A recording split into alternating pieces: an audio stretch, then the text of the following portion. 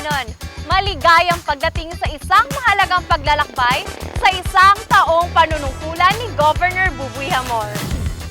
Ngayon sisimulan natin ang isang dokumentaryo na sumasalamin sa mga kahanga-hangang tagumpay at pagbabagong inisyatiba na tumutukoy sa kanyang panunungkulan.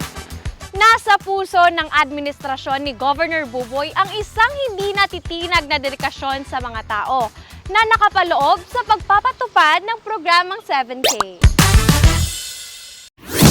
Samahan niyo po kami sa isang kahanga-hangang paglalakbay na ito.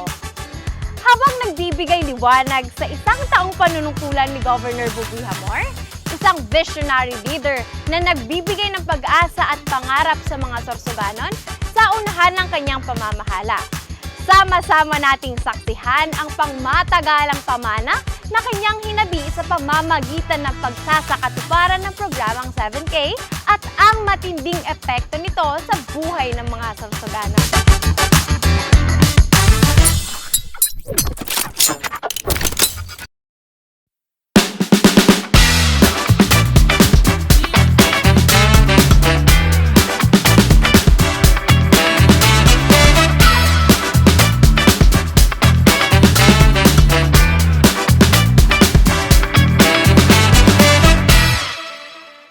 Programang kabuhayan ni Governor Buboy Hamor ang maituturing na puso at kaluluwa ng 7K program.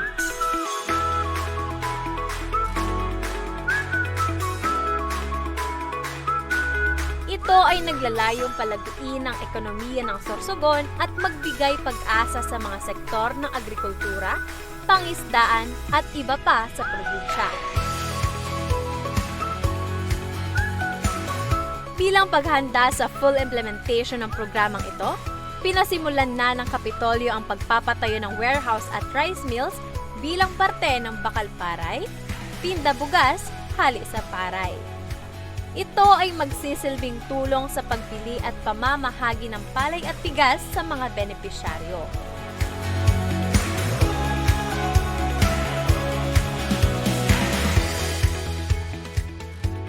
Kasunod nito, ipinatupad ng kabuhayan program ang pamamahagi ng tig-isang sakong bigas para sa mga gumagawa ng walis tambo at handicrafts gamit ang karagumoy at anahaw sa Castilla, Pilar, Bulusan at Santa Magdalena.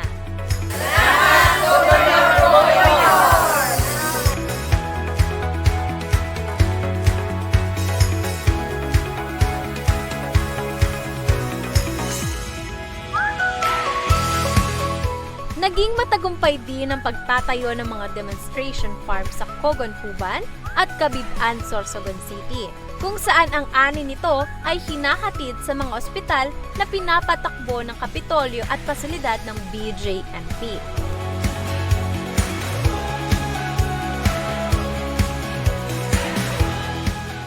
Ang inisyatiba na ito ay hindi lamang nagbigay ng sariwang ani sa mga institusyon, ngunit nagsilbi rin bilang isang pagkakataon para sa mga agriculturist ng Kapitolyo na ipakita ang kanilang mga kasanayan at kaalaman.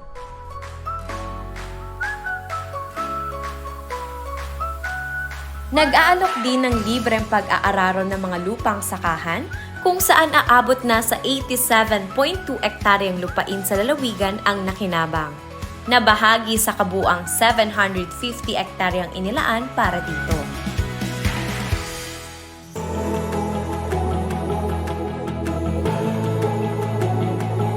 Higit pa rito, sa gitna ng lubos na paghahanda para sa full implementation ng kabuhayan, ay lalo pa nating hinihikayat ang mga local government units na paghandaan ng iba't ibang livelihood assistance na ibibigay ng provincial government at municipal local government units sa 60/40 scheme.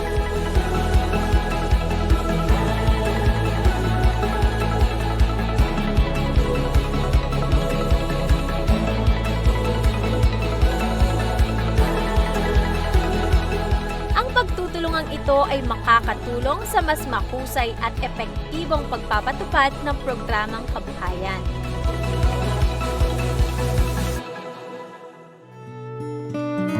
Sa lalong madaling panahon, Inaasahang maipamahagi ang 5,000 na sako ng urea fertilizers na pinagsikapang pondohan ng probinsya at dumating noong June 27 bilang parte ng Fertilizer Loan Assistance Program. Inaasahan din maipamahagi ang 26,166 na gulong sa 13,833 na tricycle driver sa buong probinsya bago matapos ang taon. Kumakailan lamang, 396 na tricycle drivers ang pinagkalooban ng tigda 2 gulong.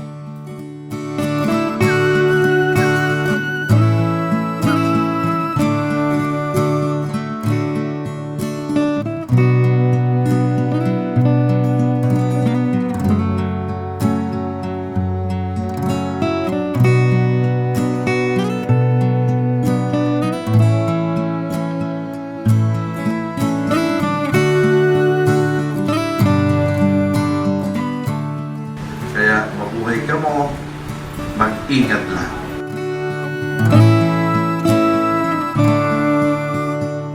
Sa pangkalahatan, ang programang kabuhayan ng pamahalang panlalawigan ng Sorsogon ay nagpapakita ng makabuluhang pagpapaunlad sa paunang yugto nito.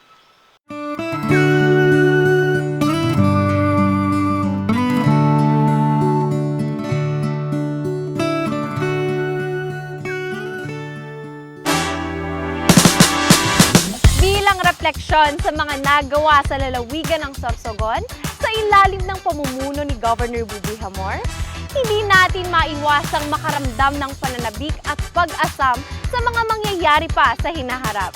Sa isang taon ng kapansin-pansin na pag-unlad na nasa likod na natin, buong pananabik nating hinihintay ang walang hanggang potensyal na taglay ng hinaharap para sa mahal nating probinsya.